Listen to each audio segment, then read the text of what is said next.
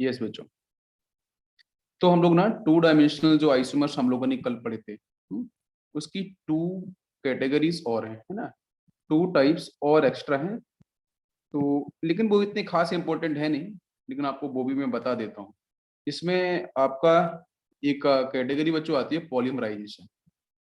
ठीक है, polymerisation isomerism. ठीक है, तो पॉलीमराइजेशन नाम है बच्चों, पॉलीमराइजेशन आइसोमर्स। तो ये पॉलीमर्स नहीं है एक्चुअली में। ठीक है, पॉलीमर्स बच्चों कैसे बनते हैं? मोनोमर से। छोटे छोटे से यूनिट्स जोड़ते जाओ, बड़ा यूनिट बन जाएगा। ठीक है, तो यहाँ पे पॉलीमराइजेशन आइसोमर्स का मतलब बच्चों पॉलीमर से रिलेटेड नहीं है। ठीक है, पॉलीमर से रिलेटेड नहीं है, इसका एक्सप्लेनेशन कुछ अलग ही है ना, उसको मैं एक्सप्लेन करता हूँ। देखो, तो भाई ऐसे कंपाउंड, जैसे एक कंपाउंड ए है, एक कंपाउंड बी है। ठीक है, इन दोनों कंपाउंड की रिलेशन की बात कर रहे हैं। तो ये दोनों कंपाउंड मैं यहाँ पे लिखूंगा हैविंग सेम स्टियोमेट्रिक, STOICHIOMETRIC।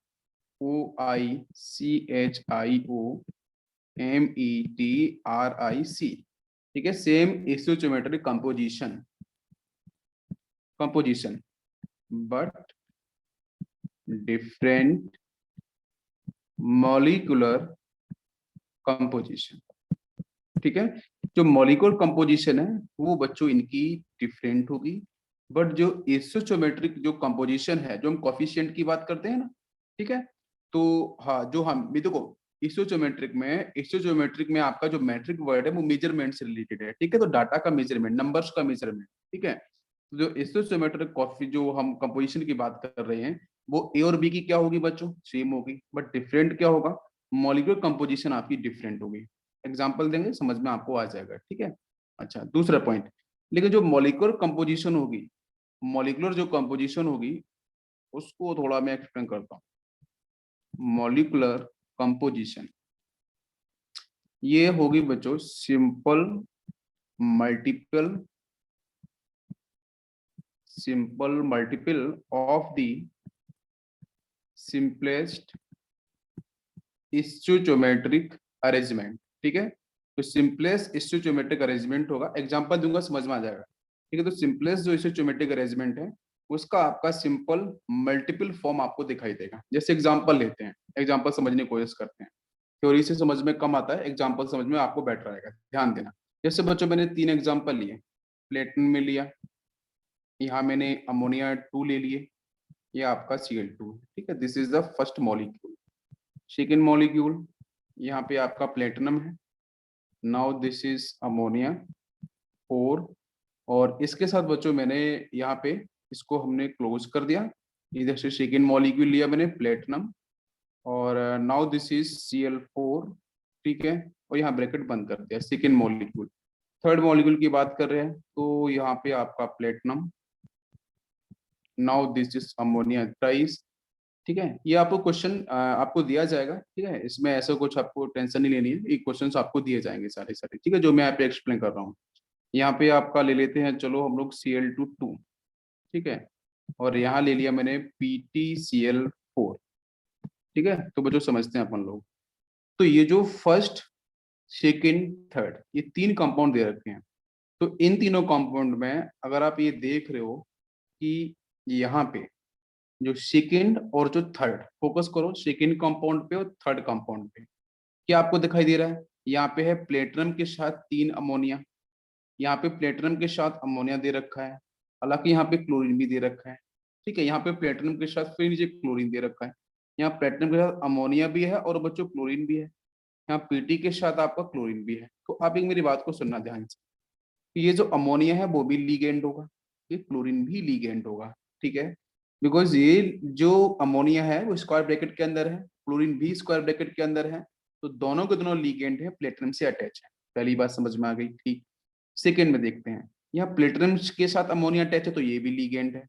इस प्लेटिनम, भाई प्लेटिनम का तो नेचर तो वही है, सेम एलिमेंट है, इस प्लेटिनम के साथ क्लोरीन अटैच है तो मतलब ये भी लीगेंड है। ठीक है, थर्ड की बात करते हैं, क्लोरीन।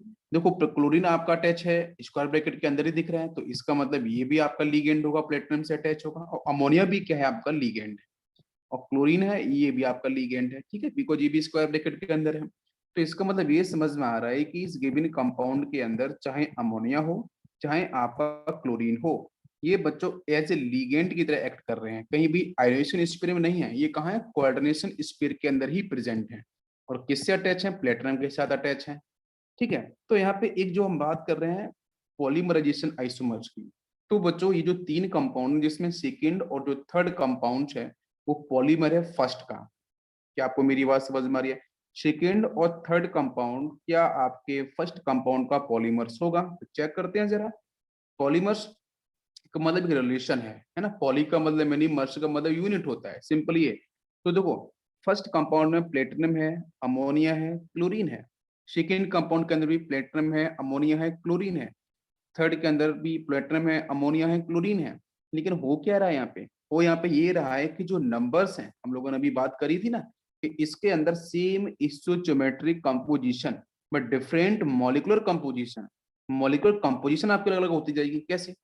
यहाँ पे क्लोरीन क्या था, प्लेटिनम से अटैच था फर्स्ट वाले में। सेकेंड में क्या हुआ, जो क्लोरीन है वो second part as a anionic phase, यहाँ पे as a cationic phase. Third में देखोगे तो आपका ये कैटायन की फेज है, ये एनाइन की फेज है। यहाँ पे एक कैटायन की फेज है, एनाइन की फेज है। ऊपर वाले में देखोगे तो सिर्फ और सिर्फ आपको यहाँ पे क्या दिखाई देगा, ये पूरा का पूरा पार्ट आपका कैटायनिक फेज में होगा। क्या आपको मेरी बात समझ में आ रही है? तो सेकेंड और जो थर्ड है वो दोनों को दोनों आपके आइसोमर्स हैं, हम बोल सकते हैं पॉलीमर्स हैं। किसके हैं, फर्स्ट के। लेकिन एक बात मैं यहाँ पे हिंट कर देता हूँ कि सेकेंड और थर्ड जो कंपाउंड होंगे वो एक्चुअली में एग्जाम्पल ऑफ पॉलीमराइजेशन नहीं होगा। जिससे हम पॉलीमर चैप्टर पढ़ते हैं, ठीक है, तो पॉलीमर चैप्टर के अंदर जो पॉलीमराइजेशन का एग्जांपल हम लोग वहां पे देते हैं और जो पॉलीमर्स वहां पे एक्सप्लेन करते हैं, तो आपको ये ध्यान रखना पड़ेगा कि सेकेंड और जो थर्ड कंपाउंड है ये एक्चुअली में एग्जांपल ऑफ पॉलीमराइजेशन नहीं है। बट यहाँ पे अगर मैं ऐसे बोलूं कि यह जो आपका सेकेंड और थर्ड कंपाउंड है ये पॉलीमर्स है फर्स्ट का। फर्स्ट कंपाउंड के सेकेंड और थर्ड कंपाउंड पॉलीमर्स हैं, लेकिन एग्जांपल्स ऑफ पॉलीमराइजेशन मत बोल देना। ये आपको ध्यान रखना पड़ेगा जो ऑर्गेनिक केमिस्ट्री में पढ़ते हैं। बात समझ में आ गई है? क्लियर? तो क्या समझ में आया कि जो फर्स्ट कंपाउंड होगा वो आपका मोनोमर होगा क्या, सेकेंड और थर्ड का? क्या फर्स्ट आपका मोनोमर होगा? नहीं, बिल्कुल नहीं, because this is not a polymerisation process. ये पॉलीमराइजेशन प्रोसेस नहीं है, ये सिर्फ और सिर्फ आपका polymerisation isomers. Polymerisation process totally अलग, पॉलीमरेशन आइसोमर्स अलग है। तो पॉलीमरेशन आइसोमर्स के अंदर सेम आइसोसिमेट्रिक कंपोजिशन होनी चाहिए बट डिफरेंट मॉलिक्यूलर कंपोजिशन होनी चाहिए, ठीक है। तो ये बेसिक से एग्जांपल है, अगर इस पे क्वेश्चंस आते हैं तो आप लोग टिक कर सकते हो। एक तो ये हुआ। सेकंड बात करते हैं, सेकंड इसमें एक और आता है जिसको हम लोग बात करते हैं coordination, coordination position isomer, coordination position isomerism, ठीक है बच्चों। एक ये कैटेगरी आती है। इसमें क्या होता है, इसको समझते हैं, ठीक है, ये कोई खास इंपॉर्टेंट नहीं लेकिन आपको बता मैं जरूर देता हूँ। ये जो आपका आइसोमर्स है तो इस आइसोमर्स को पहचानने के लिए क्या है कि बच्चों दो कंपाउंड है, एक कंपाउंड ए है एक कंपाउंड बी है। इन कंपाउंड्स का आपस में रिलेशन हम लोग बात करेंगे। तो इस टाइप का जो आइसोमेराइजेशन होता है कोऑर्डिनेशन आइसोमर्स, जिसके अंदर बच्चों इंपॉर्टेंट पॉइंट है poly nuclear complex, poly nuclear complex, ठीक है।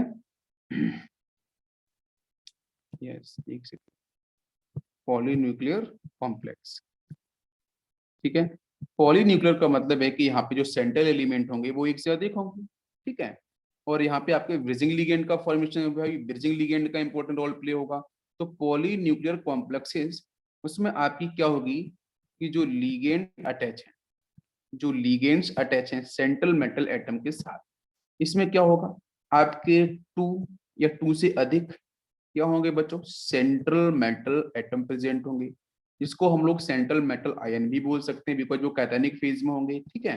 तो जो लिगेंड अटैच होंगे आपके two different central metal atom के साथ, वो लिगेंड की जो कंपोजिशन है या जो लिगेंड की पोजीशन है वो आपको दोनों मॉलिक्यूल्स ए और बी में वो आपको जो पोजीशन है वो डिफरेंट दिखाई देगी। अगर वो पोजीशन डिफरेंट होगी तो डेफिनेटली वी विल कॉल कि this is example of coordination position isomer. नाम बच्चों क्या है, कोऑर्डिनेशन है, फिर पोजीशन है। तो पोजीशन किसकी डिफरेंट होनी चाहिए, लिगेंड की पोजीशन डिफरेंट होनी चाहिए। जब टू आपके यहाँ पे सेंट्रल मेटल एटम में टू से अधिक आपको दिखाई देंगे, तो एग्जांपल लेते हैं समझ में आ जाएगा, ध्यान देते हैं। देखो बच्चों, एग्जाम्पल, ये कोबाल्ट है, इसके साथ लिया मैंने यहाँ पे NH2, now this is O2, cobalt, यहाँ बच्चों प्रेजेंट है अमोनिया 2 एंड आपका Cl2। इधर बात कर लेते हैं, तो यहाँ पे आपका ये अमोनिया 4, इसके पास होल चार्ज है बच्चों 2+। ठीक है, this is a compound. B compound की बात करते हैं, ठीक है, तो बी कंपाउंड में लिया है मैंने यहाँ पे ammonia, now this is thrice Cl, then आपका यहाँ पे कोबाल्ट। ठीक है, जो आपके विजिंग लिगेंड है ना, उनमें कोई चेंज नहीं आएगा, विजिंग लिगेंड आपके एज इट इज वैसे ही प्रेजेंट रहेंगे। ठीक है, और यहाँ पे कोबाल्ट, यहाँ से आपका अमोनिया थ्राइस, और ये आपका यहाँ से Cl2+ चार्ज। बच्चों ध्यान से देखना क्या डिफरेंस आपको दिख रहा है। चलो फर्स्ट में बताओ मुझे, फर्स्ट के अंदर जो क्लोरीन लिगेंड है ना, क्लोरीन लिगेंड की बात कर रहे हैं, इन दोनों की, भाई इन्हीं के साथ चेंज हो रहा है ना, तो इन दोनों क्लोरीन की अगर अपन बात करें, तो ये दोनों बेटा क्लोरीन किससे अटैच है, इस कोबाल्ट के साथ। ध्यान देना, समझ में आ रहा है। ठीक है, सेकेंड में क्या हो गया, सेकेंड में क्या हुआ है, एक क्लोरीन तो यहाँ बचा है, वो तो इसके साथ अटैच है, और एक क्लोरीन यहाँ पे शिफ्ट हो गया है। ठीक है, इसमें यहाँ पे अमोनिया कितने थे बच्चों, 4, यहाँ पे अमोनिया कितने थे, 4। अब अमोनिया यहाँ पे कितने हो गए, 3, तो एक अमोनिया यहाँ पे यहाँ ट्रांसफर हो गया है, यहाँ पे अमोनिया कम था। तो हुआ क्या है कि यहाँ पे जब इस सेंट्रल मेटल एटम को देखो, तो इसके साथ 2 क्लोरीन अटैच थे। ठीक है, नीचे वाले में देखा, तो इस सेंट्रल मेटल एटम के साथ वही सेंट्रल मेटल एटम है जिसके साथ एक क्लोरीन ही बचा हुआ है, लेकिन एक अमोनिया बढ़ चुका है। तो इस टाइप के जो रिलेशंस कंपाउंड दिखते हैं, तो उनको बच्चों हम लोग बोलते हैं this is the coordination position isomers. समझ में आ गया, कोई कंफ्यूजन नहीं। आप Cl को लेके बता सकते हो, आप अमोनिया को लेके भी बता सकते हो, लेकिन बेटर भी आप क्लोरीन को प्रॉपर देख रहे हो, बिकॉज फर्स्ट कंपाउंड में क्लोरीन एक साइड ही दिख रहा है, सेकेंड कंपाउंड में क्लोरीन दोनों साइड दिख रहा है ना, तो that's why this is poly nuclear. हम बिल्कुल बोल सकते हैं कि पॉली न्यूक्लियर का मतलब आपके यहाँ पे 2 सेंट्रल एलिमेंट दिख रहे हैं।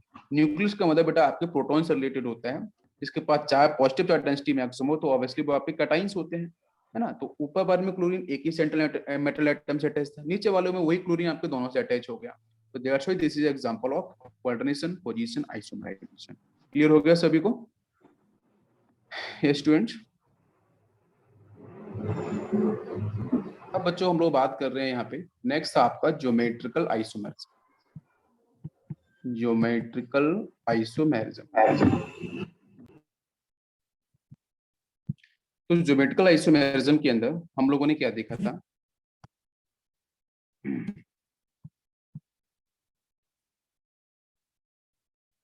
इस बच्चों ज्योमेट्रिकल आइसोमेरिज्म की हम लोग बात कर रहे थे। तो ज्योमेट्रिकल आइसोमेरिज्म के अंदर हम लोगों ने कुछ केस के ऊपर स्टडी करी थी। केस फर्स्ट लेते हैं हम लोग, ठीक है। केस फर्स्ट में लेते हैं, सबसे पहला case for tetrahedral complex, for tetrahedral complex. तो टेट्राहाइड्रल कॉम्प्लेक्सेस के लिए आपका जो ज्योमेट्रिकल आइसोमर्स होगा वो कैसे डिफाइन होगा। तो टेट्राहाइड्रल कॉम्प्लेक्स का मतलब है sp3 हाइब्रिडाइजेशन, जिसमें एक आपका 4s आता है। p की बात करते हैं, तो यहाँ पे आपको क्या मिलेगा बच्चों, एक आपको मिलेगा 4px, नेक्स्ट आपको मिलेगा 4p बाई, नेक्स्ट मिलेगा 4pz। इनका ये इन्वॉल्वमेंट होगा हाइड्रेशन के अंदर, ठीक है। डी का तो इन्वॉल्वमेंट नहीं है। तो ऐसा बोला जाता है कि sp3 के अंदर जो बॉन्ड एंगल है 109 डिग्री 28 मिनट, जो आपका बॉन्ड एंगल है, ये बॉन्ड एंगल बेटा चेंज नहीं होता है, इसमें कोई चेंज नहीं आता है। आप रोटेशन कितना भी करा लो, हम लोग बात कर रहे हैं टेट्राहेड्रल, जहाँ पे कोऑर्डिनेशन नंबर जो है ना बच्चों वो 4 होता है। तो कोऑर्डिनेशन 4 के 2 कैटेगरीज होती हैं, एक तो टेट्राहेड्रल कॉम्प्लेक्स, एक होती है आपकी स्क्वायर प्लेनर, ठीक है, ये होती है आपकी स्क्वायर प्लेनर। तो 2 केस आपको यहाँ पे दिखाई देते हैं, लेकिन पहले बच्चों में बात कर रहा हूँ कि sp3 का मतलब टेट्राहेड्रल, स्क्वायर प्लेनर का मतलब होता है dsp2। इस dsp2 के अंदर अगर आपने प्रीवियस लेक्चर ध्यान से देखे हैं, तो वहां पे आपको ये बताया था मैंने dsp2 और sp3 कैसे होता है। तो जो d होता है वो बच्चों वो 3d होता है, s की बात करते हैं तो 4s होगा, p की 2 ऑर्बिटल्स होंगे, भाई 4 ही ऑर्बिटल्स यहाँ पे हैं, यहाँ पे 4 हैं, देखो एक ऐसे 3p है sp3 में, dsp2 में एक 3d वाला है। एस की बात करें तो 4s है, पी की बात करें तो 2 होंगे। तो बात समझ में आ रही है? तो पी के आपके यहाँ से 2 ऑर्बिटल्स आपको मिलेंगे, टोटल तो आपके 4 ही हुए। तो इसका मतलब ये है कि जो आपके टेट्राहेड्रल कॉम्प्लेक्सेस होते हैं उसमें सिमेट्री होती है। सिमेट्री का मतलब कि स्पेस में क्या होगा कि sp3 को समझो जरा। जैसे एक बुक है, आपकी टेबल है, टेबल के ऊपर एक लिगेंड है, एक टेबल के नीचे लिगेंड होगा, ठीक है। 2 लिगेंड टेबल के ऊपर रखे होंगे, ठीक है। आप बॉन्ड एंगल चेक करो, उनको कितना भी घुमा के देख लो, बॉन्ड एंगल जो होगा ना उसमें चेंज नहीं आता है। बिकॉज ज्योमेट्रिकल आइसोमेरिज्म का मतलब ही है कि सेंट्रल मेटल एटम से अटैच जो लिगेंड है, जो ग्रुप है, उनको अगर मैं उनकी पोजीशन चेंज करता हूँ स्पेस के अंदर तो नया बॉन्ड एंगल आपको मिलना चाहिए। तो हाँ, कितना भी घुमा लो टेट्राहेड्रल में, बॉन्ड एंगल में बदलाव नहीं होता है, चेंज नहीं होता है, वो बॉन्ड एंगल बच्चों यही रहता है। बॉन्ड एंगल में कोई भी चेंज नहीं होता है। तो हम फाइनली बोलते हैं कि sp3 और टेट्राहेड्रल जो कॉम्प्लेक्स हैं वो आपके कैसे हैं, सिमेट्रिकल है। वो आपके कैसे हैं, सिमेट्रिकल है। तो because of symmetrical, because of same bond angle, जिसकी वजह से यहाँ पे कोई भी ज्योमेट्रिकल आइसोमेरिज्म sp3 में नहीं मिलेगा। क्या सभी को बात समझ में आई? बिल्कुल इजी। अब बच्चों बात करते हैं हम हमारे यहाँ पे केस 2। केस 2 में हम लोग बात करेंगे बच्चों कि अगर dsp2 हाइड्रेशन होगा तो कहानी कैसे बनेगी। तो लेते हैं केस 2। केस फर्स्ट तो आपका हो गया है कवर। क्वेश्चंस आते हैं बच्चों आइसोमेरिज्म पे, ठीक है, ध्यान देना। सेकेंड केस है आपका फॉर स्क्वायर प्लेनर। अगर बच्चों स्क्वायर प्लेनर स्पीसीज है ना, तो सीन क्या होगा। तो इसमें हम फर्स्ट केस की बात करते हैं ME4 टाइप। ध्यान दो, मैं यहाँ पे हिंट करता हूँ। एम का मतलब बच्चों सेंट्रल मेटल एटम है, ए का मतलब आपका लिगेंड है। This A is a monodentate ligand, this A is a monodentate ligand. पहला केस लिया है मैंने, ठीक है। डेप्थ में समझते हैं थोड़ी देर के लिए बच्चों ना। हम लोग यहाँ पे क्या करेंगे, प्रोबेबिलिटी बेस्ड काम करेंगे, पेयरिंग बना बना के बात करेंगे, ठीक है। बिकॉज हम लोग क्या करते हैं भाई, ज्योमेट्रिकल आइसोमर्स के अंदर हम लोग पेयर ही देखते हैं। जैसे यहाँ पे सेंट्रल मेटल एटम एम ये है, तो प्लीज बच्चों ध्यान दो, यहाँ पे स्क्वायर जो आपका टेट्राहेड्रल था ना, तो उसका आपका स्ट्रक्चर कैसे बनता है। तो वो टेट्राहेड्रल स्ट्रक्चर ऐसे बनता है कि सेंट्रल मेटल एटम यहाँ पे एम होगा, एक बच्चों यहाँ पे डैश। डैश का मतलब होता है कि प्लेन के नीचे, है ना। डी, डी का मतलब डाउन। जैसे यहाँ पे एक ग्रुप लगा लिया मैंने ए लिगेंड, ठीक है। एक लगा लिया बच्चों मैंने इस तरीके से बैज। इस बैज का मतलब क्या होता है, प्लेन के ऊपर। यहाँ लगा लिया मैंने सपोज बी। नेक्स्ट बच्चों बात करें यहाँ पे सी, और यहाँ पे आपका है डी। ध्यान दो, तो मैं क्या बोलूं कि जो एम तो बच्चों यहाँ पे टेबल पे रखा है। सपोज ध्यान दो, एम कहाँ पे रखा है, टेबल पे। आप इसको इस तरीके से देखो, यहाँ देखो, एम कहाँ पे रखा है, इसके ऊपर, ठीक है। इसमें ए कहाँ पे होगा, ये बताओ। ए डैश पे है, डैश का मतलब प्लेन के नीचे, डी का मतलब डाउन, ये ए नीचे होगा। बी कहाँ पे होगा, प्लेन के ऊपर। सी और डी कहाँ हो गए, बोलो ना, प्लेन के ऊपर ही रहेंगे। बात समझ में आई? तो ऊपर कौन सा हुआ, बी। नीचे कौन सा हुआ, ए। ठीक है, डी इधर है, सी इधर है। तो जब बॉन्ड एंगल चेक किया गया बच्चों, तो बॉन्ड एंगल आपका बिल्कुल फिक्स आ रहा था। हम बात कर रहे हैं पहले टेट्राहेड्रल की। तो जिसकी वजह से ये जो बॉन्ड एंगल थीटा है, ये जो बॉन्ड एंगल थीटा है इस तरीके से, ये सारी के सारी बॉन्ड एंगल इक्वल आई थी, जिसकी वजह से यहाँ पे आपका कोई भी ज्योमेट्रिकल आइसोमेरिज्म देखने को नहीं मिला था। लेकिन in case of square planar, उसके जो स्ट्रक्चर बच्चों नाम ही है प्लेनर। प्लेनर का मतलब क्या है, टेबल के ऊपर सारे के सारे जो आपकी, जैसे सेंट्रल मेटल एलिमेंट एम होगा, तो यहाँ पे एक लिगेंड ए है, दूसरा लिगेंड बी है, नेक्स्ट सी है, यहाँ पे डी है। तो ये चारों के चारों जो लिगेंड होंगे ए बी सी डी, ये सेंट्रल मेटल एटम जो एम है वो टेबल के ऊपर रखा है, और ए बी सी डी भी टेबल के ऊपर ही रखे हैं, सेम प्लेन में। क्या आपको मेरी बात समझ में आ रही है? स्क्वायर जैसा शेप ले रहे हैं, और प्लेनर का मतलब सेम प्लेन में है। तो यहाँ पे अगर मैं बॉन्ड एंगल चेंज करूंगा तो डेफिनेटली यहाँ पे मैं ग्रुप को चेंज करूंगा, बी के साथ सी को चेंज करूंगा, सी के साथ डी को चेंज करूंगा, तो देखूंगा क्या बॉन्ड एंगल आपके चेंज होंगे। तो उसमें हमारे केसेस बच्चों आते हैं। पहला केस आता है MA4, ठीक है। तो MA4 को देखो तो यहाँ पे कितने पेयर बन सकते हैं भाई, 4 ए हैं, 1 2 3 4, ठीक है। इन चारों ए में जरा पेयर तो बनाओ बच्चों। पेयर बनाए तो क्या, एक ए के साथ ये बना लो, इसके साथ ये बना लो। एक एक पेयर तो ये ऐसे बन सकता है कि ए कॉमा ए, दूसरा बन गया है ए कॉमा ए। फिर से बनाओ भाई, इसके साथ इसो कर दिया, इसके साथ इसो कर दिया, तो फिर एक बन गया ए। तो मुझे बताओ, ये एटम तो सारे के सारे लिगेंड बच्चों सेम ही है ना। तब सारे के सारे लिगेंड सेम है, तो मैं बना सकता हूँ एम के साथ ए, ए, ए एंड ए। तो बच्चों ये सारे के सारे सेम प्लेन में है। आप इनके बॉन्ड एंगल को बदल के तो देखो, हमने बताया था सिस। सिस का मतलब बच्चों क्या है, ट्रांस का मतलब क्या है, जब बच्चों इस तरीके से कि एक ग्रुप यहाँ पे ए है, एक ग्रुप आपका बी यहाँ पे है, अगर इनके बीच में बॉन्ड एंगल 90 डिग्री होगा तो बच्चों इसे बोलेंगे हम लोग सिस। ट्रांस कब बोलते हैं? ट्रांस बच्चों बोलते हैं अपोजिट, जब ये बॉन्ड एंगल आपका कितना हो जाए बेटा, 180 डिग्री हो जाए। जैसे यहाँ पे ए है, यहाँ पे ए है, प्लीज समझना बिल्कुल ध्यान से, इंपॉर्टेंट है। इसको मैं यहाँ पे ए ही रखूंगा बिकॉज सिमिलर लिगेंड के साथ कहानी होती है। अगर सिमिलर लिगेंड के बीच में अगर बॉन्ड एंगल बच्चों 90 है तो सिस बोलेंगे, बॉन्ड एंगल बच्चों 180 डिग्री है तो उसको हम ट्रांस बोलेंगे। या फिर ऐसे बोलो कि अगर अपोजिट साइड में सेम ग्रुप लगे हुए हैं तो उसको हम क्या बोलेंगे, ट्रांसपोजिशन। अगर बच्चों एडजेसेंट पे लगे हुए हैं तो उसको बोलेंगे हम लोग क्या, सिस बोलेंगे। आप बॉन्ड एंगल से समझो या पोजीशन के रिस्पेक्ट में समझो, एडजेसेंट या बच्चों अपोजिट। बात समझ में आ गई? अब ध्यान दो, तो यहाँ से क्या किया है कि मैंने ए की पोजीशन को बदल के देखा, इस ए को मैं यहाँ लेके गया और इस ए को मैं यहाँ लेके आया, तो भाई नया मॉलिक्यूल जो बना उस मॉलिक्यूल में कुछ भी चेंज नहीं हुआ। भाई ए को कितना भी बदल दिया मैंने, सब कुछ अभी भी वही सेम है। तो इसका मतलब पोजीशंस को बदलने पे बॉन्ड एंगल बदलना चाहिए। बॉन्ड एंगल 90 से 180 होना चाहिए और आपका जो 180 से 90 होना चाहिए। तो अभी तो आपको वही दिख रहा है कि हर जगह आपके सिमिलर मैंने चेंज करके देखा तो इसमें कोई चेंज ही नहीं हुआ। जब चेंज नहीं हुआ तो बच्चों यहाँ पे मिलते हैं जीरो ज्योमेट्रिकल आइसोमर। क्या मिलेगा? Zero geometrical isomers. सभी को समझ में आ गया? Very easy. अब बात करते हैं सेकंड केस। यस, अब बच्चों बात करते हैं सेकंड केस। सेकंड केस मैंने यहाँ पे लिया, पहले लिया था Ma4, अब मैं लूंगा Ma3B।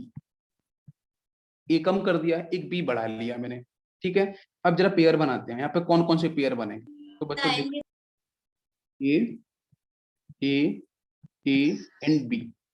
जरा पेयर बनाना तो स्टार्ट करो। तो ए के साथ ए, पहला पेयर क्या हो गया कि ए के साथ ए, फर्स्ट पेयर।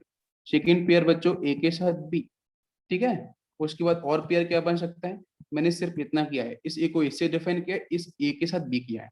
आप और क्या कर सकते हो कि इस ए के साथ ये भी कर लो, इसके साथ ये कर लो।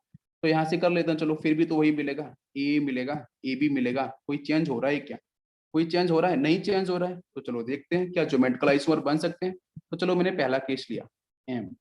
ये ध्यान रखना है, देखो जब ये जो मैं लिखता हूँ ना एक साथ लिखता हूँ आपके पैरेंथेसिस के अंदर, तो इसका मतलब ए अपोजिट है ए के साथ, ये ए अपोजिट है ए के साथ। लिखने का तरीका सीखेंगे, ये ए अपोजिट है बी के साथ, है ना, हम वैसे बनाएंगे। तो यहाँ पे एक ये लेगा, एक ये, ए के अपोजिट ए, फिर ए के अपोजिट एक बी। लिखना सीखेंगे, प्रैक्टिस इसी तरीके से करेंगे, ठीक है। हम लोग बात कर रहे हैं बच्चों स्क्वायर प्लेनर की। एक ये बन गया, ठीक। अब इसमें जरा चेंज करते हैं पोजीशन, पोजीशन तो चेंज करो बच्चों।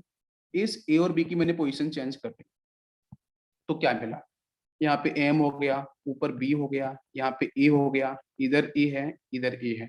तो फर्स्ट और सेकंड कंपाउंड में कोई चेंज आया क्या जब मैंने ग्रुप को चेंज किया? आप किसी भी ग्रुप को चेंज करो, कोई दिक्कत नहीं, ठीक है। क्या कोई चेंज आया? देखो इस ए के सामने ए था, बिल्कुल सही, तो अभी भी तो ए के सामने ए ही दिख रहा है इसमें। भाई कोई चेंज हो रहा है क्या? बॉन्डिंगल में कोई चेंज नहीं है। यहाँ पे बी के सामने ए था तो अभी भी तो बी के सामने ए ही दिख रहा है। क्या आपको मेरी बात समझ में आ रही है? भाई तीन ए तो सेम है, बात समझ में आ रही है? तो कितना भी चेंज करके देख लो, यहाँ पे कोई भी आइसोमर्स नहीं बनेगा। इसी तरीके से सेकंड वाला केस, तो उसके भी एग्जांपल बनेंगे। तो इसका मतलब Ma3B, मतलब एक सेंट्रल मेटल एटम M होगा, उसके साथ तीन होंगे आपके मोनोडेंटेड लिगेंड, एक होगा आपका बी जो लिखा है, बी इज ऑल्सो मोनोडेंटेड। बात समझ में आ रही है? जब कोई ऐसा कंपाउंड दे रखा हो कॉम्प्लेक्स कंपाउंड, तो बोल देना बच्चों वहां पे मिलेंगे नो ज्योमेट्रिकल आइसोमर्स, क्योंकि पोजीशन चेंज करने के साथ बॉन्ड एंगल में चेंज नहीं हुआ। तो फाइनली हमारा आंसर होगा no geometrical isomers. Now it is clear. अब आते हैं बेटा तीसरे केस पे, थर्ड केस। थर्ड केस लिया मैंने एम, पहले लिया था MaO4, फिर लिया मैंने Ma3B, अब लूंगा मैं Ma2B2। कम करते चलते हैं Ma2B2, देखते हैं यहाँ पे कितने ज्योमेट्रिकल आइसोमर्स बनेंगे। तो बेटा पेयर बनाओ जरा, पेयर बनाते तो क्या है, A A B B, जरा पेयर दो बनाओ यहाँ से। फर्स्ट केस की बात करें तो क्या क्या मिलेगा, A, एक पेयर हो गया, दूसरा B, सेकेंड पेयर हो गया। नेक्स्ट केस की बात करें तो एक बार आप A के साथ B को लिख सकते हो, एक बार आप फिर से A को B के साथ लिख सकते हो ना, इस तरीके से AB और AB करिए, कोई दिक्कत नहीं। तो यही दो पेयर्स बनेंगे, बाकी आप अपनी कॉपी बना कर देखो, नया पेयर नहीं बन सकता, यही दो पेयर बनेंगे। अब यहाँ से कितने ज्योमेट्रिकल आइसोमर्स होंगे बताओ बच्चों जल्दी से, हाउ मेनी ज्योमेट्रिकल आइसोमर्स, कितने? तो चलो बना के देख लेते हैं, बना के देखें यहाँ पे कितने ज्योमेट्रिकल आइसोमर्स होंगे। तो आपको ना एक मैं इजी ट्रिक देता हूँ, आपको हर बार ड्रॉ नहीं करना है, ड्रॉ करके आप बार बार कंफ्यूज होते जाओगे। ड्रॉ बार बार करने की जरूरत नहीं है, आप इसको डायरेक्ट सॉल्व करो। आपने यहाँ पे पेयरिंग बनाई, और पेयरिंग करने के बाद आपने क्या देखा, पेयरिंग करने के बाद आपने ये देखा कि यहाँ पे क्या है, ए और ए है, यहाँ पे आपका बी और बी है, यहाँ से आपका ए बी है, यहाँ से भी आपका ए बी है। ठीक है, तो जैसे बहुत से बच्चे सोचते हैं चलो बनाते हैं, तो बना के भी देख लो, ऐसा कोई दिक्कत नहीं है। यहाँ पे सेंट्रल मेटल एटम एम बना लो, इस ए के साथ ये ए अपोजिट में होगा, मतलब यहाँ पे ए और ए लिख लिया, इधर आपका बी और बी लिख लिया। जरा पोजीशन तो चेंज करो बच्चों, पोजीशन चेंज करके देखो। मैंने क्या किया है कि इस ए को मैं बी के पास लेके आया, इसको मैंने यहाँ शिफ्ट कर दिया, तो क्या बन गया, ये यहाँ से आपका सेंट्रल मेटल एटम एम, इधर आपका बी पहुंच गया है, यहाँ पे ए आ गया है, यहाँ पे बी और यहाँ पे ए। अब मेरा चेक करके देखो, यहाँ से कोई नया चेंज मिल रहा है क्या, आप मुझे बताओ। भाई ए के सामने ए था ना, अभी ये पेयर था, ए के सामने ए, इधर बी के सामने बी था, ध्यान दो, इधर बी के सामने क्या दिख रहा था, मुझे बी दिख रहा था। अभी क्या दिख रहा है, अभी मुझे दिख रहा है कि ए के सामने बी हो गया है और यहाँ पे ए के सामने इधर बी हो गया है। क्या बच्चों चेंज हुआ, जल्दी से बताओ मुझे। अभी फर्स्ट कंपाउंड में क्या था कि ए के सामने ए था, जिसका बॉन्ड एंगल कितना दिख रहा था, 180 डिग्री, मतलब वो किसको रिप्रेजेंट कर सकता है, ये ट्रांस को रिप्रेजेंट करेगा। अपोजिट है ना, बी के सामने बी दिख रहा है आपको फर्स्ट में, तो वहां भी बॉन्ड एंगल कितना, 180 डिग्री। तो बच्चों वो जो फर्स्ट वाला है ना, वो आपके किसको, ट्रांस को रिप्रेजेंट करेगा, किसको रिप्रेजेंट करेगा, वो आपके ट्रांस को, बिकॉज वहां पे क्या है, अपोजिट है सब कुछ, ट्रांस को। जब मैंने पोजिशन चेंज करी तो क्या बॉन्ड एंगल देखो बच्चों, बी और बी, मतलब एक बी है एक बी है, तो बॉन्ड एंगल यहाँ पे कितना होगा, 90। यहाँ पे ए और यहाँ पे ए है, तो मतलब सिमिलर ग्रुप के बीच में देखना होता है।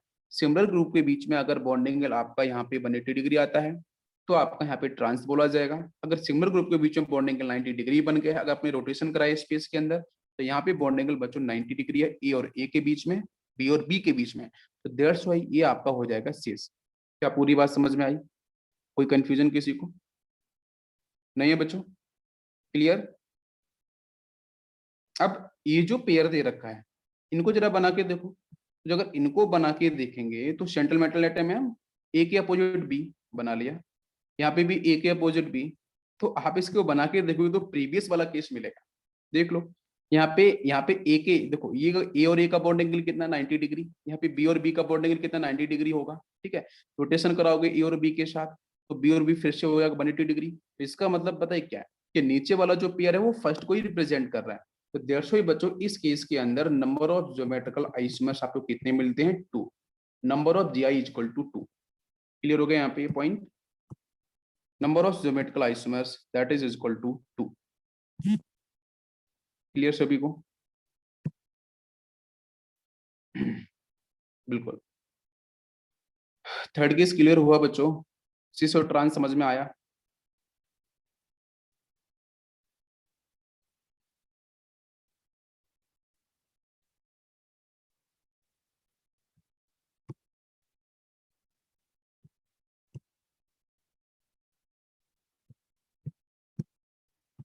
चलो इसके बाद बात करते हैं केस नंबर 4। केस की बात करते हैं, तो यहाँ पे है बच्चों M A B C D. ठीक, ये केस लिया मैंने। अब इस केस के अंदर मैंने यहाँ पे लिखा है कौन कौन से पेयर बनेंगे, तो पेयर बनाना स्टार्ट करते हैं। यहाँ पे आपका एक तो देखो लिख लेते हैं A B C and D, जरा पेयर बनाओ यहाँ पे। तो यहाँ पे पेयर कौन कौन से मिलेंगे, तो फर्स्ट केस का पेयर आपको मिल जाएगा तो ए बी, नेक्स्ट आपको मिलेगा सी डी। ठीक है, नेक्स्ट कौन सा आपको पेयर मिलेगा, यहाँ से ये मिलेगा आपको ए सी, नेक्स्ट मिलेगा आपको बी डी। इसके बाद नेक्स्ट केस की बात करते हैं, यहाँ पे आपको मिलेगा बी सी। अब बना के देख लो, यहाँ पे पेयर आपको दिखेंगे। ठीक है, ये कुछ पेयर्स आपको यहाँ पे दिखाई दे रहे हैं। ठीक है, नाउ इट इज क्लियर। तो यहाँ से A B and C D, पहले वाले केस में क्या हुआ, बिल्कुल है, ए बी, एक ए बी बनाया एक सी डी बनाया। दूसरे वाले केस में ए के साथ सी लेके गए, बी के साथ डी। तीसरे केस में बी के साथ सी लिया, ए के साथ डी लिया। अभी कोऑर्डिनेशन नंबर 4 पे बात कर रहे हैं बच्चों, कोऑर्डिनेशन नंबर 4 पे ही हम लोग स्टडी कर रहे हैं, जहां पे आपका स्क्वायर प्लेनर कॉन्सेप्ट चल रहा है। ठीक है, टेट्राहेड्रल में तो कुछ था ही नहीं, उसी का पार्ट है। तो बच्चों जरा बना के देखते हैं, आंसर निकालते हैं।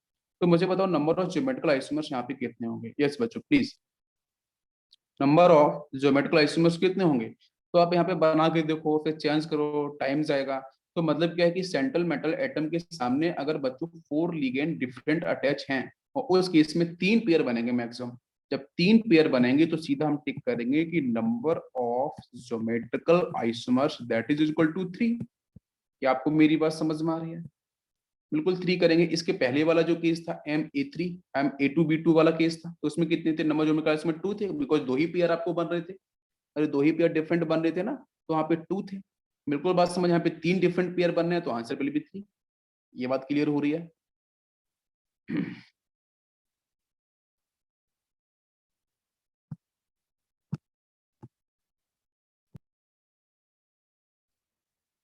चलो कोई बात नहीं, ठीक है बच्चों। तो यस, ये हो गया आपके स्क्वायर प्लेनर के चारों कॉन्सेप्ट। पहला केस बच्चों क्या हुआ? MA4।